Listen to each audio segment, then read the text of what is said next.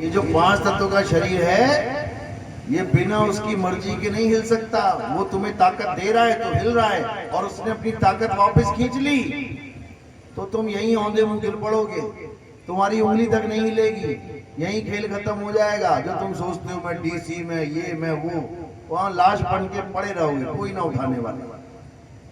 तो साहिब यही समझा रहे हैं कि इससे पहले कि तुम्हारी दुर्गति हो जाए, तुम उस आत्म देव को जान लो। बस हमारे जीवन का एक ही लक्ष्य है। ये मंदिर मस्जिद गुरुद्वारे लक्ष्य नहीं है, ये तो उसकी यादगार है। जितने मर्जी बना लो। तुम्हारी शादी होने वाली है किसी लड़के से, तुमने उसकी खूब पेंटिंग बना ली, एक बनाई, दूसरी बनाई, तीसरी बनाई, चौक पे लगा दी, हर दीवार पे लगा दी, हर जगह लगा दी। उससे क्या हो जाएगा? उससे कुछ होगा क्या? जब तक वो तुम्हें मिला नहीं, तुम्हारी शादी नहीं हुई, लगाते रहो उससे। ये लगाने के लिए आए थे दुनिया में? बिल्कुल नहीं। मुद्दा है हमारा ब्याह का, शादी का। हमारी शादी हो जाए तो एक भी पोस्टर की जरूरत नहीं है। शादी हो जाए, पति मिल गया, एक भी फोटो की जरूरत नहीं है। जब तक पति नहीं मिला, खूब फोटो लगाओ, खूब याद करो उसको। लेकिन केवल याद करने से मिल थोड़े नहीं जाएगा। उसका तरीका होता है, उसकी विधि होती है, वो सतगुरु बताते हैं, वो भेद बताते हैं। तो यही कबीर साहब समझा रहे हैं कि जितने मंदिर मस्जिद गुरुद्वारे हैं, ये हमें परमात्मा की याद दिलाने के लिए तो ठीक है, लेकिन कहो कि उसके अंदर जाके तुम्हें परमात्मा मिल जाएगा तो नहीं मिलेगा। परमात्मा कहाँ मिलेगा? तुम्हारी आत्मा में परमात्मा विराजमान है। अपनी आत्मा में खोजना है, तब मिलेगा। मोको कहाँ ढूंढे रे बंदे, मैं तो तेरे पास में। ना मैं जप में, ना मैं तप में, ना एकांत निवास में, ना मंदिर में, ना मस्जिद में, ना काबे कैलाश में। क्या कह रहे हैं? खोजी होए तुरंत मिल जाऊं। अगर खोजी हो जाओ, यानी अटल प्रतिज्ञा कर लो कि मैंने इस जन्म में खोजना ही खोजना है मालिक, नाम नहीं जपना। अगर ये दृढ़ निश्चय कर लिया तो जरूर मिलेगा। खोजी होए तुरंत मिल जाऊं, एक पल की तलाश में, कहे कबीर सुनो भाई साधो, मैं तो हूं विश्वास में।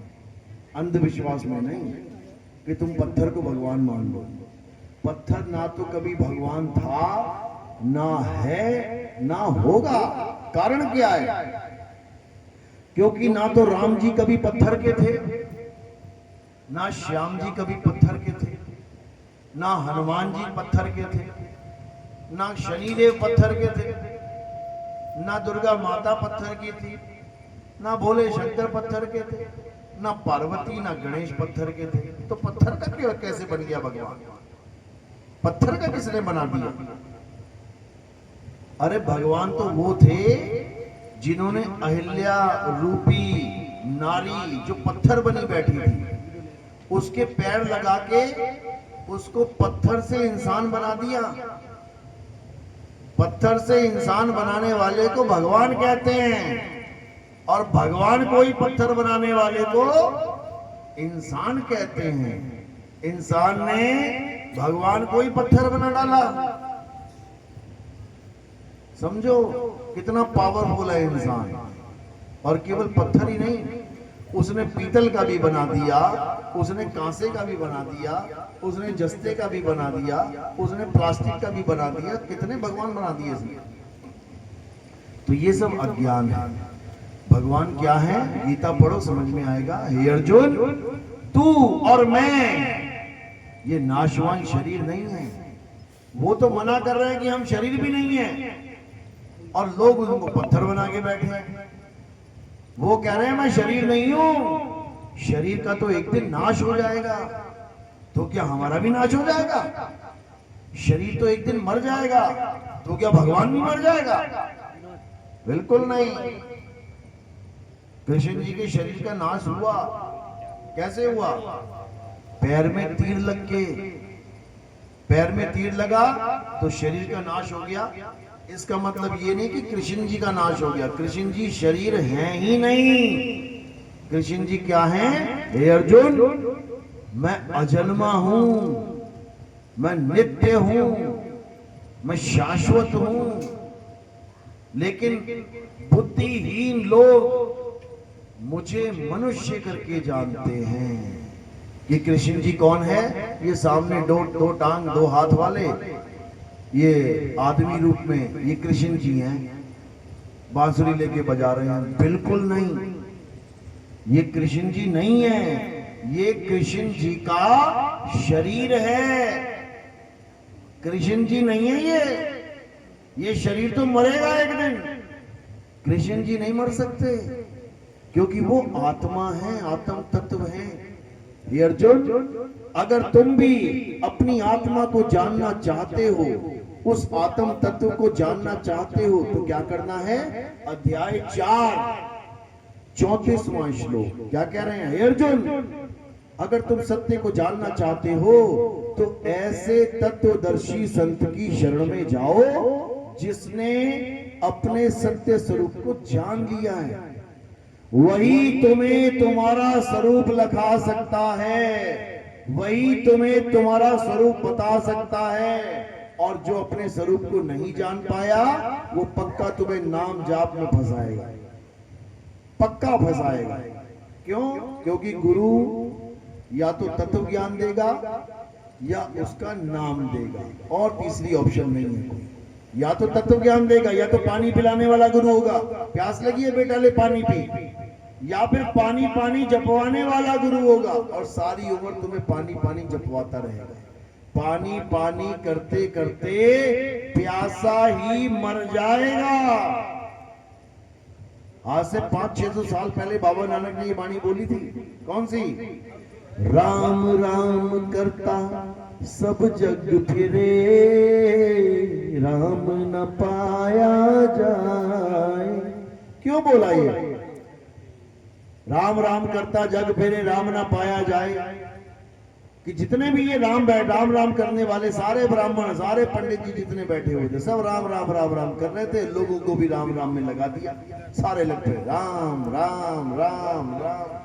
नानक साहब को बोलना पड़ा ये, राम राम करता जग फिरे, राम ना पाया जाए। ऐसे राम नहीं मिलता कि तुमने राम को माला पे गिन लिया और हो गया काम, बिल्कुल नहीं।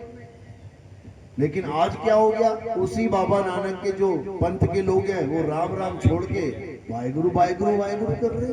अरे बात तो एक ही है, वाहेगुरु करता जग फिरे, वाहेगुरु पाया ना जाए। राधे राधे करते जग फिरे, राधे पाया ना जाए। अल्लाह अल्लाह करता जग फिरे, अल्लाह पाया ना जाए। बात तो वही है, क्योंकि ये सब करने में लगे हुए हैं, रटने में लगे हुए हैं। रटना नहीं है, क्या करना है? सुरत शब्द भवसागर तरिए, नानक नाम बखाने। सुरत और शब्द, इन दोनों का भेद प्राप्त करना है। क्या होती है सुरत और क्या होता है शब्द? इन दोनों का भेद पता लग गया, अब 101% मुक्ति हो जाएगी तुम्हारी। क्यों? क्योंकि इस काया में सुरत ही है जो इस काया को जीवित रखती है। जो तुम्हें लग रहा है मैं जिंदा हूं, मैं जिंदा हूं, कैसे जिंदा हूं? क्योंकि सुरता है तुम्हारे शरीर में। जैसे सुरता शरीर को छोड़ देगी, ये सुरत शरीर को छोड़ देगी, ये निढाल होके गिर जाएगा। सारा खेल सुरत का है। सुरत वापस अपने शब्द में नहीं जा पा रही है, तो एक शरीर को छोड़ के दूसरे में आती है, दूसरे को छोड़ के तीसरे में आती है, तीसरे को छोड़ के चौथे में आती है। करते करते करते 84 लाख भोग लेती है। तो ये 84 लाख खत्म कब होगी? जब इसी सुरत को शब्द भेदी गुरु शब्द का भेद बता देगा, तब ये सुरत कहां चली जाएगी? सुरत समाए शब्द में, फाको काल न खाए, जाप मरे अजपा मरे, अनहद भी मर जाए। यानी जितने भी नकली गुरु हैं, ये तुम्हें 3 प्रकार की साधनाएं देंगे। कौन कौन सी? एक तो जपने वाली, जपो बेटा जो मर्जी जपो, एक तो ये साधना। दूसरी श्वासों की अजपा जाप वाली। श्वासों पे जपो, मुंह पे मत जपो, मन में मत जपो, श्वासों पे जपो, इसको अजपा जाप कहते हैं। तीसरी साधना, कानों में उंगलियां डाल के उन 5 अनहद नादों को सुनो। कहते मुंह से भी नहीं जपना है, श्वासों में भी नहीं जपना है, इन 5 को अपनी सूरत के द्वारा, इन 5 शब्दों को सूरत के द्वारा सुनना है, तब मुक्ति होगी। नहीं होगी, नहीं होगी। कबीर साहब समझा रहे हैं, अनहद बाजा जम का थाना, 5 तत्व करे घमसाना, अनहद बाजा विधि विधि बाजे, सार शब्द न्यारी धुन गाजे। दोनों प्रकार के शब्दों का भेद बता दिया। अनहद बाजा जम का थाना, जम यानी जमराजा, थाना यानी अड्डा। तो कह रहे हैं अनहद बाजा जम का थाना, जम का अड्डा है ये, इसी में बैठाएगा तुम्हें ले जाके, इसी में उलझाएगा ये। अनहद बाजा जम का थाना, 5 तत्व करे घमसाना। यही 5 तत्व अपनी अपनी 5 धुनों को सुना सुना के इस जीव को पागल बनाने में लगे हुए हैं। और जीव सोच रहा है मुझे 5 नाम मिल गए, 5 अनहद नाद मिल गए, 5 धुनें मिल गई, 5 प्रकाश मिल गए, अब मेरी मुक्ति हो जाएगी। कभी नहीं होगी, कभी नहीं होगी। तो कह रहे अनहद बाजा विधि विधि बाजे। ये अनहद बाजा विधि विधि यानी अलग अलग तरीके से बजेगा। कान में उंगली डालो, कभी मृदंग सुनाई देगा, कभी वीणा सुनाई देगी, कभी बांसुरी सुनेगी, कभी शंख, कभी नगाड़े बजेंगे। सब नकली माल है, झूठ है। अनहद बाजा विधि विधि बाजे, सार शब्द न्यारी धुन गाजे। जो सार शब्द है वो न्यारी धुन है, वो बिल्कुल अलग है, वो एक रस अखंड है, वो खंडित नहीं होती कि आज कुछ और बज रही है, कल कुछ और बजने लग जाए, परसों कुछ और बजने लग जाए। वो अखंडित, वो निरंतर है। निरंतर यानी जिसमें कोई अंतर ना हो। शब्द निरंतर से मन लागा, मलिन वासना त्यागी, उठत बैठत कबहू न छूटे, ऐसी ताड़ी लागी। उस शब्द निरंतर से जुड़ना है जो सदा सदा के लिए अजर अमर अविनाशी अखंड है। जैसे तुम उससे जुड़ते हो तो वो क्या करता है, अरे कीट न जाने भृंग को, गुरु कर ले आप समान। वो तुम्हें अपने समान कर देगा, यानी वो अजर अमर अविनाशी है।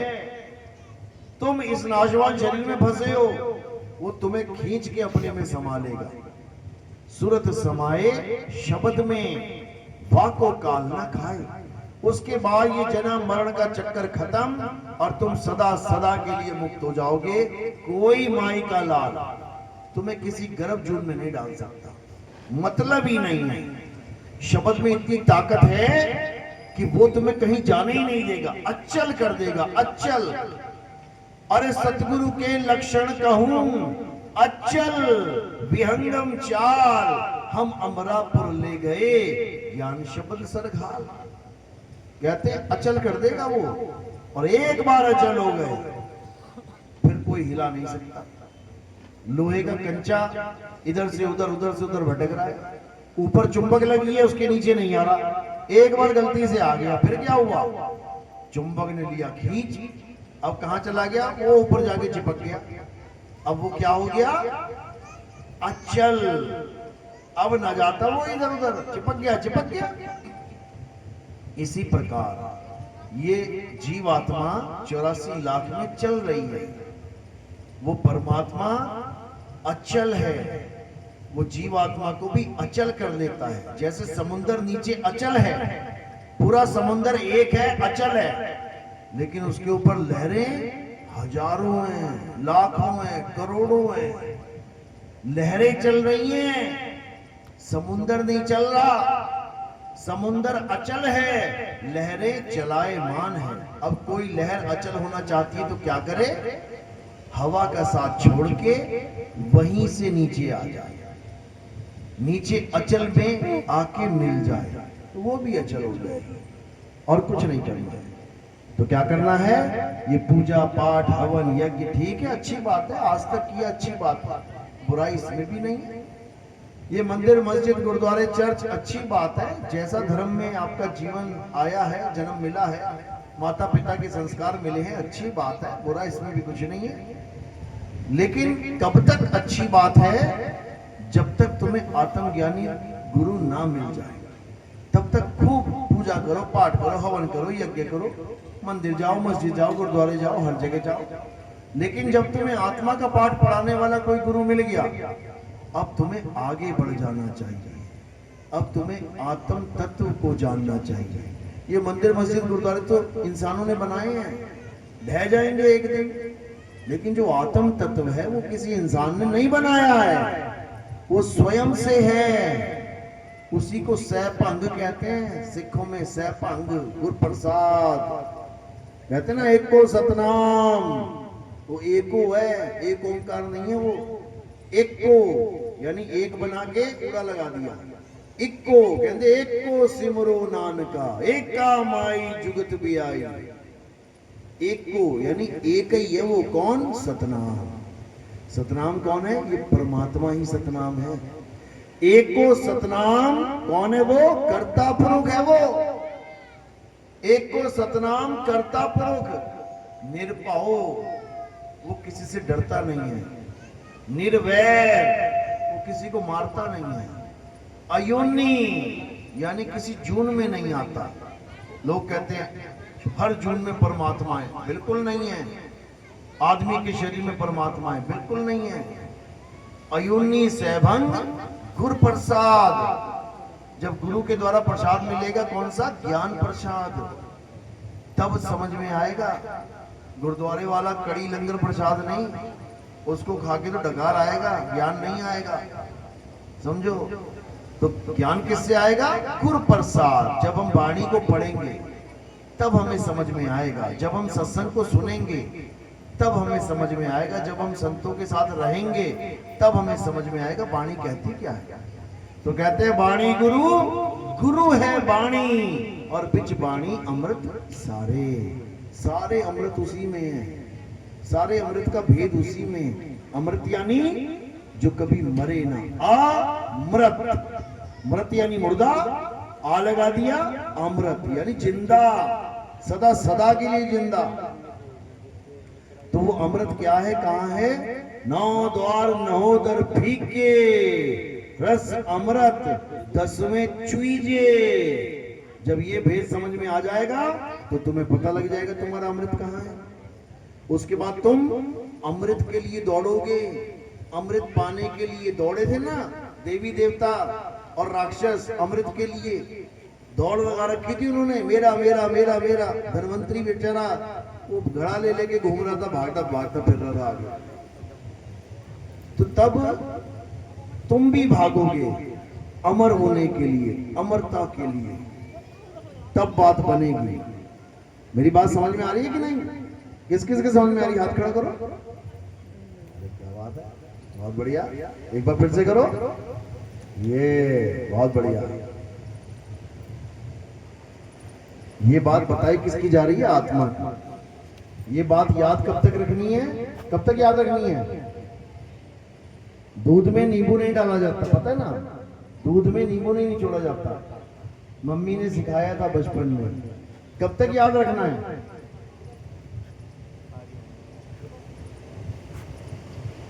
जब तक मम्मी जिंदा है तब तक, या 1 साल 2 साल 5 साल के लिए? सारी उम्र के लिए। ये ज्ञान सारी उम्र के लिए याद रखना है कि दूध में नींबू डलेगा तो दूध फटेगा। इसी प्रकार आत्मा के अलावा किसी और की पूजा करोगी तो 84 में जा पड़ोगी। हमेशा याद रखना, एक ही चीज है पूजने के लिए, आत्मा, इसके अलावा और कुछ नहीं। इतना बड़ा युद्ध रोक के कृष्ण जी ने कौन सा ज्ञान दिया? आत्मा का ज्ञान दिया। हे अर्जुन, आत्मा अजन्मा है, नित्य है, शाश्वत है। आत्मा को शस्त्र काट नहीं सकता, आत्मा को अग्नि जला नहीं सकती, आत्मा को वायु सुखा नहीं सकती, आत्मा को जल भिगो। क्यों बता रहे हैं आत्मा आत्मा आत्मा? क्या करें इस आत्मा का? यही है असली ज्ञान जो हमें नहीं समझाया गया, हमें पत्थरों तक सीमित कर दिया गया। हमें मंदिरों तक सीमित कर दिया गया, हमें पूजा पाठ तक सीमित कर दिया, हमें आत्मा के बारे में नहीं समझाया गया। लेकिन अब ये जो समय आया है, ये कलयुग में सतयुग का समय है। कलयुग में सतयुग आएगा, जरूर आएगा। और कैसे आता है? जब कलयुग में सत्य की बात चलती है। सत्य यानी आत्मा, आत्मा ही सत्य है। जब कलयुग में आत्मा की बात चलती है तो सतयुग आता है, और ये सतयुग आने वाला है। बच्चा बच्चा इस आत्मा को जानने वाला है। चलो, तो आज का सत्संग यही समाप्त करते हैं। अब आरती का समय है। हमारे यहाँ आरती किसकी होती है? हमारे यहाँ आरती किसी भी कागज की, फोटो की, कैलेंडर की, फ्लैक्स की, मूर्ति की, पत्थर की नहीं होती। हमारे यहाँ आरती किसकी होती है? आत्मा की। आत्मा की आरती होगी। आत्मा कहां से बुला के लानी पड़ेगी आरती के लिए? कहां से लाएंगे? मेरे पास आत्मा है कि नहीं है? Thank you. मेरे पास जो आत्मा है वो आत्मा ही ज्ञान दे रही है शरीर के माध्यम से। वो आत्मा ही गुरु है, शरीर गुरु नहीं है। शरीर का तो नाश हो जाएगा एक दिन। गुरु अविनाशी है, गुरु अजर अमर अविनाशी है, गुरु आत्मा है। संत हमारी आत्मा, हम संतन के जीव, और संतन हम में रम रहे, जीव माखन में घी। तो हमारे यहाँ आत्मा, आत्मदेव की आरती होती है। मैं आगे बैठ जाऊंगा, इधर एक एक करके आएंगे सारे। ये फूल मेरे सिर के ऊपर रख देंगे, क्योंकि आत्मा की आरती है, शरीर की आरती नहीं है। तो जब फूल ऊपर रख दिए, इसका क्या मतलब हुआ? कि काया से परे इन फूलों को समर्पित कर दिया गया। तो ये कहाँ समर्पित हो जाते हैं? ये आत्मदेव के चरणों में समर्पित हो जाते हैं। पैरों में फूल नहीं रखने हैं, फूल केवल सिर के ऊपर ही रखने हैं। कोई प्रचार प्रसार में योगदान करना चाहेगा, जैसा आपको पता है कि टीवी में हमारे प्रचार चलता है, उसके लिए बहुत सा पैसा देना पड़ता है जीवों को जगाने के लिए। तो उसमें आप योगदान भी कर सकते हैं, कोई बंधन नहीं है, जो जिसकी जैसी इच्छा हो वैसा कर सकता है। लेकिन हमारा एक ही लक्ष्य है। जैसे आपको पता है कि हमने कोई आश्रम भी नहीं बनाया, हमने अपने रहने के लिए तक आश्रम नहीं बनाया, क्योंकि हमारा लक्ष्य आश्रम बनाना है।